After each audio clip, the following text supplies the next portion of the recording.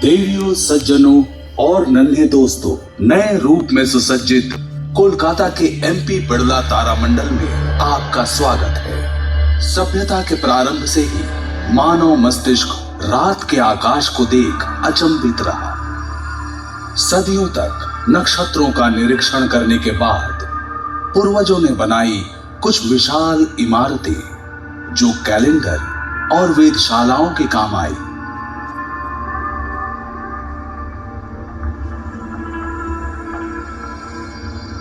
England में लगभग 4000 साल पहले निर्मित स्टोनहेंज संभवतः अंग्रेजों की वेधशाला ही थी। प्राचीन माया सभ्यता द्वारा लगभग 1000 ईस्वी में निर्मित इस पिरामिड से नक्षत्रों और समय की गति का अध्ययन होता था।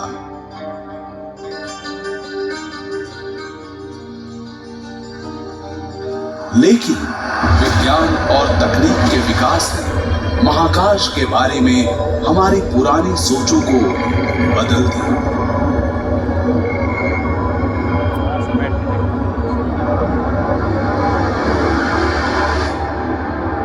चलिए आज के समय की शुरुआत हम कोलकाता के क्षितिज पर हो रहे सूर्यास्त से करते हैं। संध्या काल का आकाश हमें संकेत देता है आने वाले अंधकार का।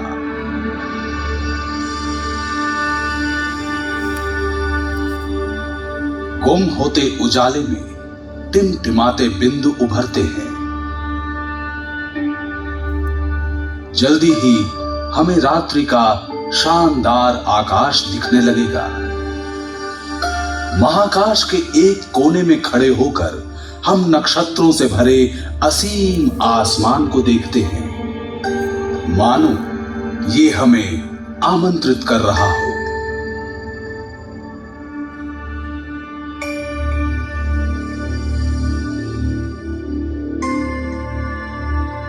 अगर हम गौर से देखें तो पाएंगे कि कुछ तारे जरा बड़े हैं और दूसरों की तरह टिमटिमाते भी नहीं हैं।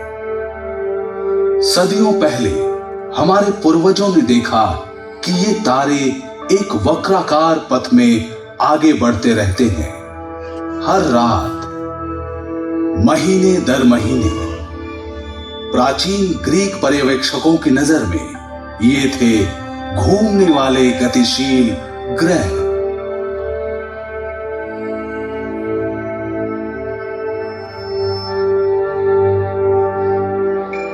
अब हम जानते हैं कि ये सुदूर में बसे खूबसूरत ग्रह हैं, जिन्हें रोशनी मिलती है हमारे ही सूर्य से। जैसे जैसे समय गुजरता है, पूरा आसमान पूर्व से पश्चिम की ओर बढ़ता है, लेकिन ये आसमान नहीं घूमता, बल्कि हमारी धरती पश्चिम से पूर्व की दिशा में परिभ्रमण करती है। तारों से सज्जित शामियाने में सिर्फ एक नक्षत्र स्थिर है, ध्रुव तारा यानी पोल स्टार। कोलकाता में ये उत्तरी आसमान में 22 डिग्री की ऊंचाई पर दिखता है। रात के आकाश में इधर उधर बिखरे तारों में हमारे पूर्वजों ने महाकाश की संरचना को समझने की कोशिश की। उन्होंने देखा कि एक दूसरे की तुलना में ये तारे पूरे साल लगभग एक ही दूरी पर रहते हैं। आसमान में एक दिशा सूचक सा बनाने के लिए उन्होंने नजदीक स्थित तारों के समूह को लेकर 88 संरचनाएं बनाई और उन्हें काल्पनिक रेखाओं से जोड़ा।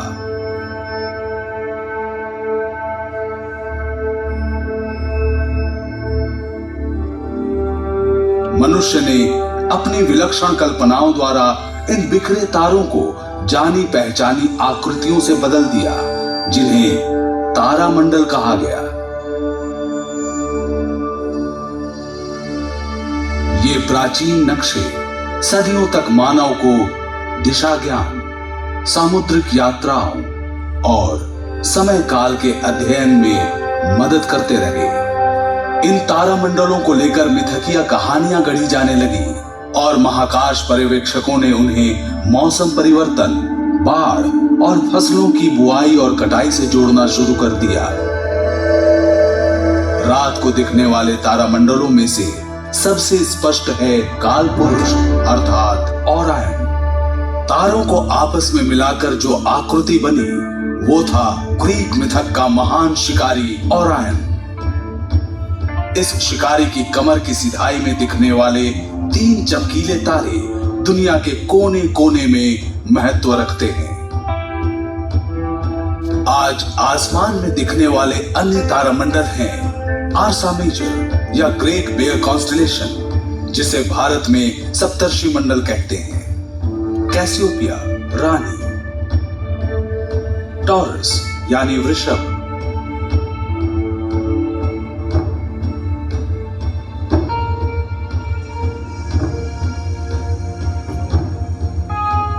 सिग्नस यानी हंस। तकनीकी विकास के साथ मनुष्य की नजर अब तारों से भी आगे है। महाकाश के अंधेरे भरे असीम और सुदूर इलाकों तक जहां आंखें नहीं देख सकती, हमारी आंखों के सामने खुला पड़ा है पूरा ब्रह्मांड,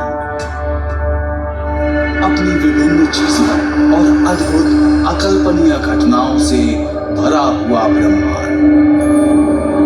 इस ज्ञान के साथ मनुष्यों ने महाकाशीय घटनाओं के जन्म, इनकी अग्रगति और ब्रह्मांडीय पिंडों के विकास को समझने का और रात्रि आसमान में इनके रंगों और अजीब मौजूदगी को पहचानने का प्रयत्न किया है।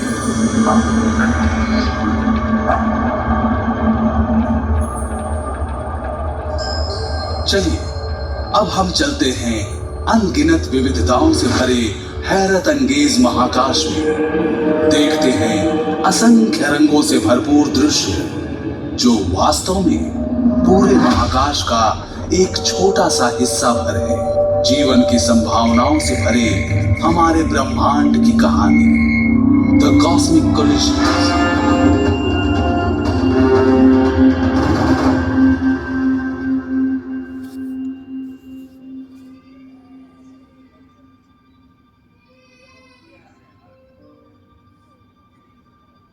महाकाशीय सागर के एक किनारे खड़े होकर नक्षत्र बहुत शांत दिखते हैं। लगता है ब्रह्मांड में सब कुछ अनुशासित है। जब रात के अंधेरे में अचानक ही कुछ नया दिखता है तो हमें हैरत होती है। आसमान में धूमकेतु के आने से हमारे पूर्वज हमेशा आतंकित होते थे।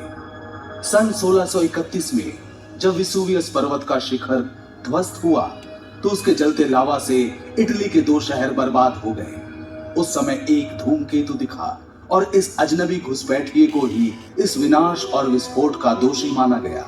1665 ईस्वी में लंदन के लोगों ने प्लेग में हुई मौतों के लिए भी एक धूमकेतु को ही जिम्मेदार माना था। पहले लोग सोचते थे कि ऐसे धूमकेतु अशुभ होते हैं, किसी अनहोनी को जन्म देने वाले।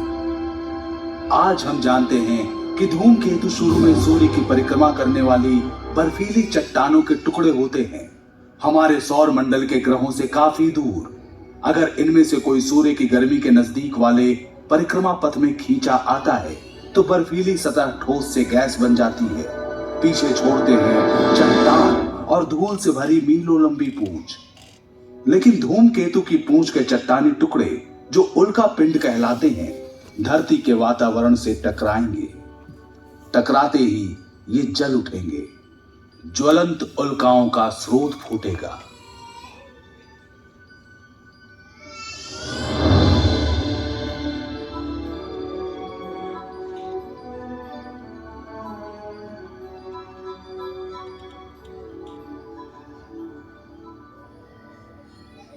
आजकल कभी कभी लगता है कि धरती पर स्थितियां बहुत ज्यादा और बहुत जल्द बदल रही हैं। बात सिर्फ धरती की नहीं, ब्रह्मांड में परिवर्तन ही शाश्वत है। नक्षत्र, ग्रह, अन्य निहारिकाएं भी हमेशा गतिशील हैं, हमेशा ही गुरुत्वाकर्षण के चिरस्थायी बल से बंधी हुई हैं। कभी कभी ये आपस में टकरा जाते हैं। ये खतरे की घंटी हो सकता है, लेकिन टक्कर दरअसल फायदेमंद हो सकती है और खूबसूरत भी। चलिए मेरे संग एक सफर पर धरती के करीब और हमारी गैलेक्सी से बहुत दूर। देखिए कि कैसे महाकाश के इन टक्करों ने हमारा अतीत रचा, वर्तमान प्रभावित किया और भविष्य को गढ़ेंगे। हमारे चंद्रमा के जन्म को लेकर कितने सारे सिद्धांत हैं। हाल में वैज्ञानिकों ने एक और सिद्धांत प्रतिपादित किया। समय काल में पीछे चलते हैं 4.5 अरब साल पहले अतीत में, जानते हैं कि उनके अनुसार क्या हुआ था।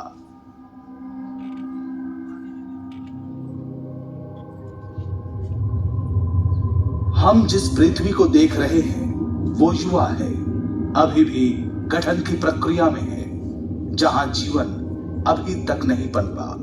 शुरुआती समय में हमारे सौर मंडल में ग्रहों जैसे विशाल चट्टानी टुकड़े झुंड में घूमा करते थे। कुछ का परिक्रमा पथ था जो उन्हें पृथ्वी के नजदीक लाया। ये थोड़ा ज्यादा करीब आ गया।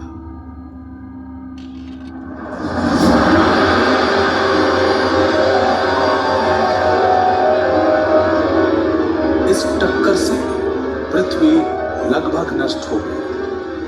अंतरिक्ष में फैला पिघला हुआ लावा, ज्यादातर लावा वापस विध्वस्त ग्रह पर गिरा।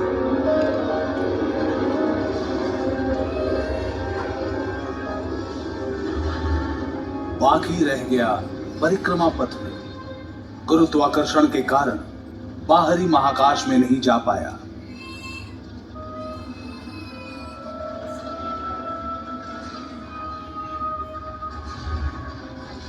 जब ये खुरदुरे चट्टान धरती के चारों ओर घूमने लगे, गुरुत्वाकर्षण ने इन्हें एक साथ किया।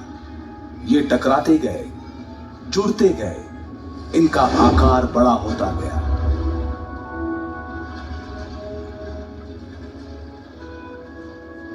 कुछ ही सप्ताहों में ये टुकड़े जुड़कर विशाल और विशाल हो गए।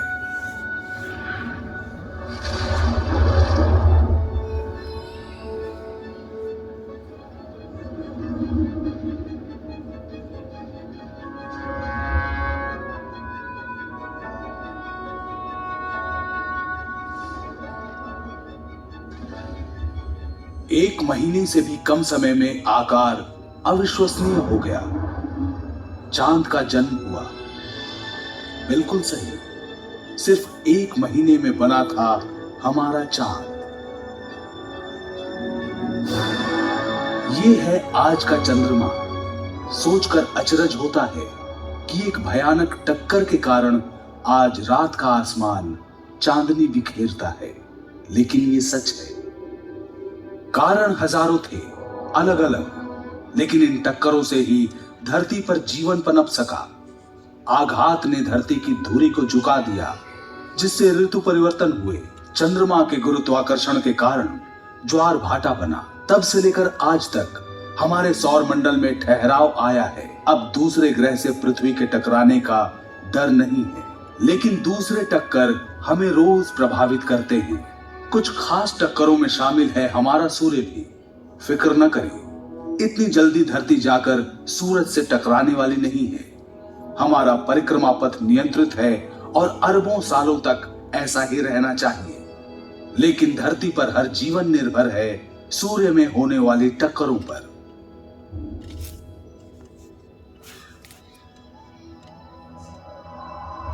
सूर्य एक नक्षत्र है, रात को दिखने वाले दूसरे तारों जैसा। बहुत पास है, इसलिए अलग दिखता है। एक बड़ा चमकीला सुनहरा पिंड, लेकिन सूर्य में कुछ भी सुहाना नहीं है। ये जो गहरे निशान देख रहे हैं सौर धब्बे हैं। प्रत्येक धब्बे का आकार पृथ्वी जितना। सौर धब्बे का रंग गहरा दिखता है क्योंकि सूरज पर यह सबसे ठंडे स्थान है। तापमान 4400 डिग्री सेंटीग्रेड। बाकी का सूर्य तो और भी गर्म है। दूसरे नक्षत्रों की तरह सूर्य की ऊर्जा भी सूक्ष्म कणों यानी प्रोटॉन के टकराव से निकलती है। हर सेकंड सूर्य में असंख्य प्रोटॉन टकराते और बुझते रहते हैं, जिससे असीमित परिमाण में ऊर्जा निकलती है। अधिकतर ऊर्जा सूर्य को प्रकाशवान बनाती है। इनमें से कुछ के कारण सूर्य की सतह पर चार्ज कणों की निरंतर धारा बहती है, जिसे सौर पवन कहते हैं, और जो करोड़ों मील प्रति घंटे की रफ्तार से सौर मंडल में निकलती है।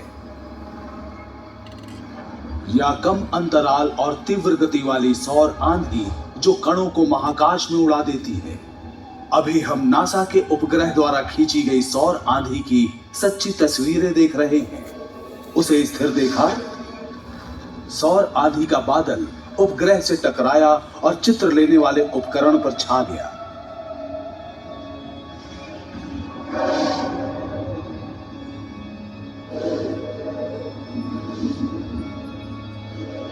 सौर पवन का झोंका हर दिन हर पल सौर मंडल के ग्रहों के पार जाता है। ये इतना शक्तिशाली है कि इसका संपर्क मात्र ही हमारे वातावरण की ऊपरी सतह को उड़ा ले जाए, अधिकांश पानी सोख ले और धरती पर जीवन का विकास परिवर्तित हो जाए। लेकिन खुशकिस्मती से धरती की सुरक्षा करता है एक अदृश्य कुदरती कवच। अभी आप जो देख रहे हैं वो पृथ्वी के चुंबकीय क्षेत्र का काल्पनिक चित्र है। धरती के लौ अंतर्भाग के कारण हमारी धरती विशाल चुंबक की भांति काम करती है। कुछ चीजों को आकर्षित, कुछ को विकर्षित करती है। ये कवच सौर पवन से धरती को बचाता है, लेकिन कुछ कण इस चुंबकीय बाधा को पार कर जाते हैं और पहुंच जाते हैं उत्तरी तथा दक्षिणी ध्रुवों पर। परिणाम देखने लायक होता है। शानदार जगमगाते रंगीन पर्दे, इसे कहते हैं ध्रुवीय ज्योति। सौर पवन और सौर आंधी से निकले आवेशित कण जब धरती के ऊपरी वातावरण से टकराते हैं, तब वातावरण में मौजूद गैस आलोकित हो उठते हैं।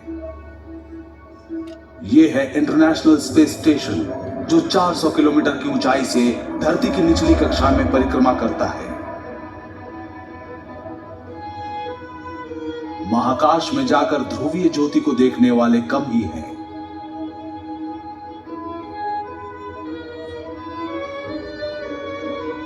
जिस टक्कर के कारण ये ज्योति निकलती है वो धरती की सतह से 100 से 480 किलोमीटर के बीच होती है, जहाजों के उड़ान पथ से भी ऊंचा।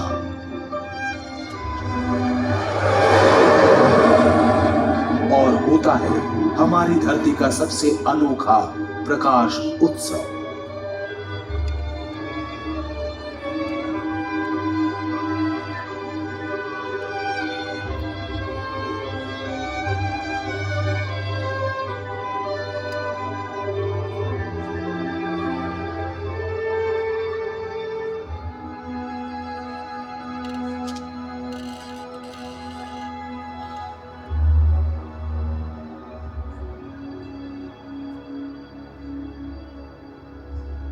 लेकिन जैसा कि हम देख चुके हैं, हर टक्कर का परिणाम खूबसूरत और हानि रहित नहीं होता।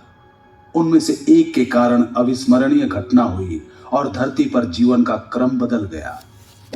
इसकी शुरुआत हुई वहां जहां एस्टेरॉयड सूर्य की परिक्रमा करते हैं।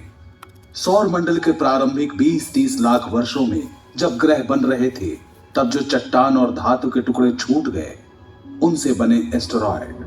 ज्यादातर एस्टेरॉयड दिखाई देने वाले कक्ष में घूमते हैं, जो स्थित है मंगल और बृहस्पति के बीच।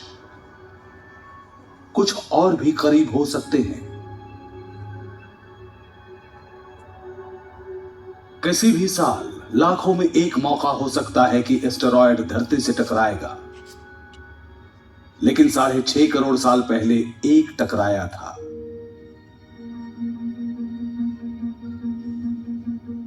यह लगभग 12 किलोमीटर चौड़ा था, 65,000 किलोमीटर प्रति घंटे की रफ्तार से बढ़ रहा था, सीधा पृथ्वी की ओर।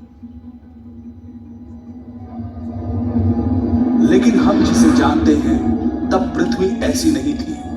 मनुष्यों के अस्तित्व में आने से बहुत पहले, जब विशालकाय डायनासोर्स घुमा करते थे यहां, उनके दुर्भाग्य से सब बदलने वाला था।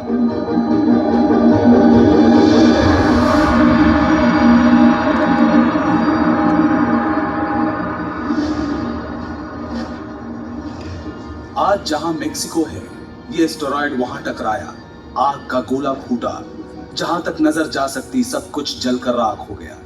धरती और चट्टानों के टुकड़े भाप बनकर अंतरिक्ष में उड़ गए। जब इन धातुओं की वापस बारिश हुई, वातावरण गर्म हो गया। प्रज्वलित मलबा धरती से आकर टकराता रहा बार बार। हर चीज जिसमें आग लग सकती थी वो जल गई। 1 घंटे तक धरती में चारों ओर तापमान 300 डिग्री सेंटीग्रेड से भी अधिक हो गया, किसी भट्टी के समान गर्म। चारों ओर धुआं और राख फैल गई। 6 महीने तक इतना अंधेरा कि अधिकतर पौधे न उग सके। टक्कर से हुए महाविनाश और ज्वालामुखी विस्फोटों तथा बदलते समुद्र के स्तर के बीच धरती पर मौजूद 3/4 जीवन रूप खत्म हो गए। डायनासोर्स का दौर खत्म हो गया था, लेकिन जीवन नहीं रुकता और उस बार भी जीवन बचा। कुछ डायनासोर्स बच गए, क्रमिक विकास होकर बन गए आज के पक्षी। कुछ स्तनपायी भी बचे, इनका भी नया उद्भव हुआ। सच तो यह है कि वो टक्कर ना होती तो हमारा वर्तमान भी ऐसा ना होता। क्या ऐसी टक्कर फिर से हो सकती है? एस्टेरॉयड अभी भी है। अगर कोई एक सामने आ जाए तो हम क्या करेंगे? इन्हें उड़ा देना कारगर नहीं, छोटी चट्टानों का झुंड टूट पड़ेगा हम पर। लेकिन वैज्ञानिक सालों से इन एस्टेरॉयड के अध्ययन और निरीक्षण में लगे हैं। उन्होंने सुझाया है सरल उपाय। गुरुत्वाकर्षण बल का प्रयोग कर हम उनका रास्ता बदल सकते हैं। ये कुछ इस प्रकार काम करेगा। अगर आप एक स्पेसक्राफ्ट को एस्टेरॉयड के पास से उड़ाएं, तो स्पेसक्राफ्ट का लघु गुरुत्वाकर्षण भी एस्टेरॉयड को थोड़ा ही सही खींचकर उसके गति पथ को बदल सकता है। सालों लग सकते हैं, लेकिन धीरे धीरे एस्टेरॉयड दूसरे गति पथ में चला जाएगा और क्रमशः पृथ्वी से सैकड़ों मील दूर चला जाएगा।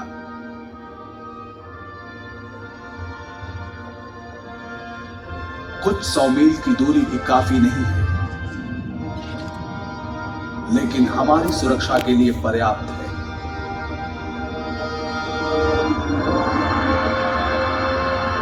आज ये सिर्फ एक सोच है, लेकिन सही लगती है। वैज्ञानिक कहते हैं हमारे लिए यही सर्वश्रेष्ठ उपाय है। किसी दिन आप में से कोई एक और बेहतर उपाय सोच लेगा, जो महाकाश के इन अजूबों से धरती की सुरक्षा कर पाएगा। हम जानते हैं कि एक टक्कर से चंद्रमा का जन्म हुआ और वो टक्कर आज हर रोज सूर्य को ईंधन देता है। हमने देखा टक्कर ने डायनासोर्स को खत्म कर दिया। हमने सीखा हम कैसे गुरुत्वाकर्षण के प्रयोग से अपना भविष्य सुरक्षित कर सकते हैं। सब कुछ यहीं पर घटित हुआ, पास के महाकाश में।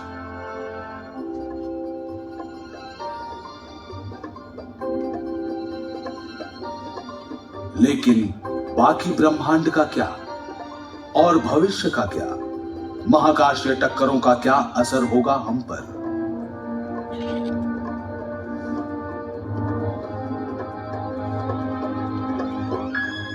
हम आकाश गंगा से आगे बढ़ते हैं, जो हमारे सौर मंडल का घर है। ये आकाश गंगा हजारों अरबों नक्षत्रों और खरबों दूसरे ग्रहों का, साथ साथ गैस और धूल के विशाल समूहों का भी घर है। गैलेक्सी के नक्षत्र एक दूसरे से इतनी दूर हैं कि टकराने की संभावना न्यूनतम है, लेकिन अपवाद तो होते ही हैं। चलिए हमारी गैलेक्सी के मुहाने पर पल भर ठहरते हैं। जो नक्षत्र हमारे पास से गुजर रहे हैं वो गोलाकार समूह का हिस्सा हैं। यहाँ सभी तारे ऐसे ठूंसे हुए से रहते हैं कि कभी कभी आपस में भिड़ जाते हैं। ऐसा अमूमन नहीं होता।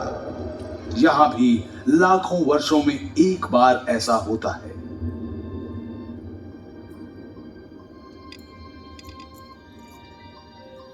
चलिए हम आकाश गंगा से निकलते हैं और जल्दी से पूर्वालोकन करते हैं कि हमारी गैलेक्सी, हमारे ब्रह्मांड के भविष्य में क्या है।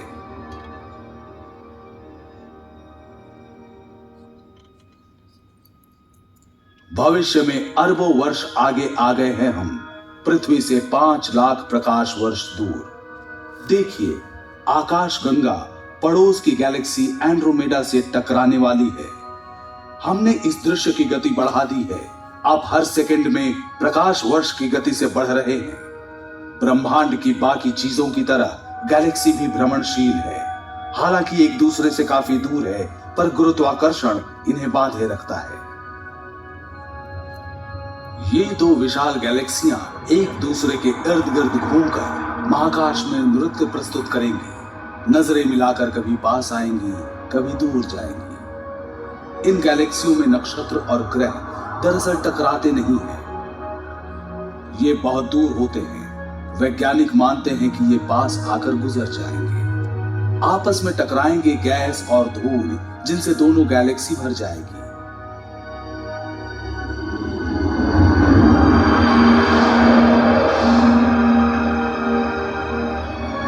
और इन टक्करों के कारण जन्मेंगे अनगिनत नक्षत्र और ग्रह। होगा ये कि आज से अरबों वर्ष बाद आकाश गंगा और एंड्रोमेडा मिलकर नई विशाल गैलेक्सी बन जाएंगी। गैलेक्सी की टक्करें उनके जीवन की सामान्य बात है। सच तो यह है कि हमारी गैलेक्सी भी दूसरी छोटी गैलेक्सियों की टक्कर से बनी है। इन टक्करों के बिना आकाश गंगा का अस्तित्व नहीं होता और शायद हम भी नहीं होते।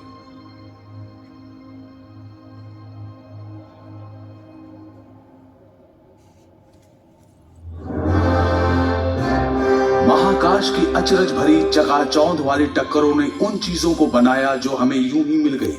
चमकता चांद, सूर्य की गर्मी और प्रकाश, बदलती ऋतुएं, किनारों को छूकर भागती सागर की लहरें।